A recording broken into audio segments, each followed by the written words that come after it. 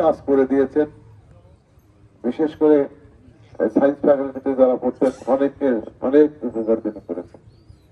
তিনি চাকরি জীবনে অত্যন্ত একজন ভালো মানুষ হিসেবে দেখেছি এবং পরে যখন অবসরে গেলেন তারপরও আমাদের সাথে অনেক দেখা হয়েছে। আমি যেহেতু আপনাদের প্রতিবেশী এই এলাকাতে হাঁটাচলা করি, আমার সাথে মাঝে মাঝে দেখা হতো।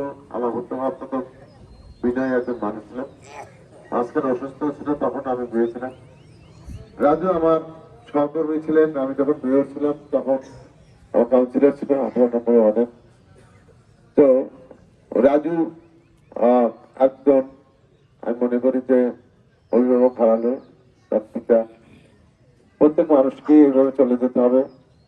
আমি পরিবারের প্রতি সমবেদনা জানাই, তাদেরকে ধৈর্য ধরার জন্য আল্লাহর কাছে প্রার্থনা করি। আর জাভেদ আলী একজন ভালো মানুষ ছিলেন, আল্লাহর কাছে আমি প্রার্থনা করি তার যে কোনো ভালো কাজের উসিলায় আল্লাহ পাক তার জীবনের সকল গুনাহ মাফ করে দিয়ে জান্নাতুল ফেরদৌস দান করেন। এবং আমরা জেলা বিএনপির পক্ষ থেকে শোকাহত পরিবারের প্রতি গভীর সমবেদনা জানিয়ে আমার কথা বলা শেষ করছি। সবাইকে ধন্যবাদ। আসসালামু আলাইকুম। ধন্যবাদ সম্মানিত শ্রদ্ধা বাদশা ভাই। এই পর্যায়ে কথা বলবেন